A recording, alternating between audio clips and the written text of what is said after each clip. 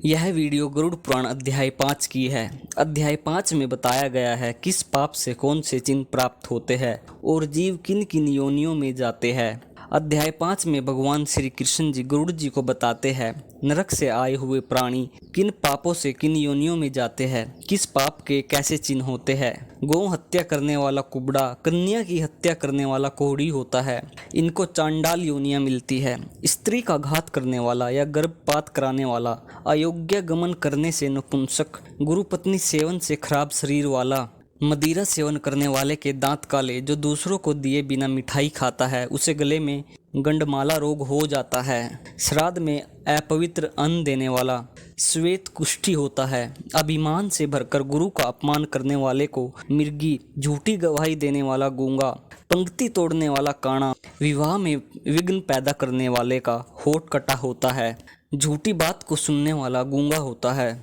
जहर देने वाला मूर्ख और पागल होता है, मांस बेचने वाला दुर्गामी होता है, मांस खाने वाला रोगी होता है, अन्न की चोरी करने वाला चूहा, जल की चोरी करने वाला चामक, विष की चोरी करने वाला बिच्छू बनता है, सुगंधित वस्तु को हरने वाला छछूंदर, शहद चुराने वाले डांस बनते हैं, जूता घास और कपास को चुराने वाला भेड़िया बनता है, मार्ग में यात्रियों को लूटने वाला कसाई का बकरा बनता है, बिना निमंत्रण पाए भोजन करने वाला कोई की योनि में आता है, गुरु की सेवा न करने वाला पशु की योनि में जाता है, क्रय विक्रय में कपट करने वाला उल्लू की योनि में जाता है, माता पिता गुरु और बहन से द्वेष करने वाला हजारों जन्म पर्यंत गर्भ में मरण पाता है, जो स्त्रीपति को छोड़कर पर पुरुष का सेवन करती है वह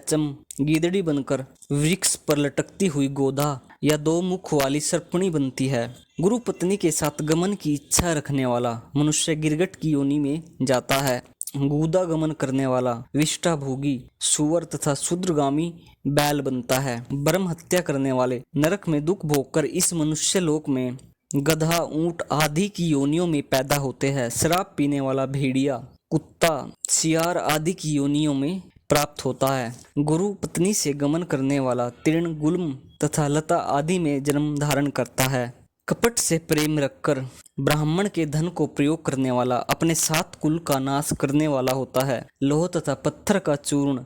विष आदि को प्राणी पचा सकता है, परंतु ब्राह्मण के धन को त्रिलोक में स्थित कौन पुरुष पचा सकता है। भगवान गरुड़ से कहते हैं, हे गरुड़, पापी नरक के दुखों को भोग कर मनुष्य लोक में आकर अपने किए हुए कर्म अंध, पंगु इत्यादि चिन्ह के साथ दिखते हैं और कुत्ता,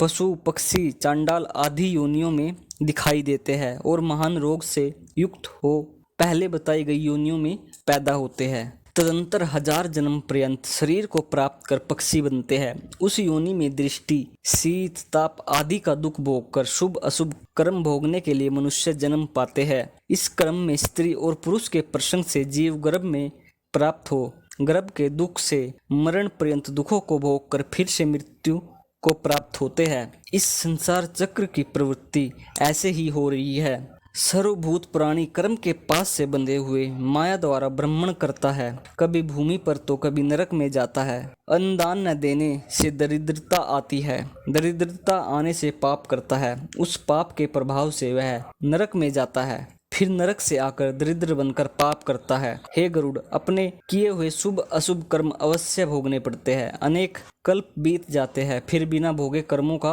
विनाश नहीं होता। तो दोस्तों, हमारी आज की वीडियो आपको कैसी लगी? अगर आपको हमारी जानकारी पसंद आई हो तो चैनल को सब्सक्राइब, कमेंट जरूर करिएगा।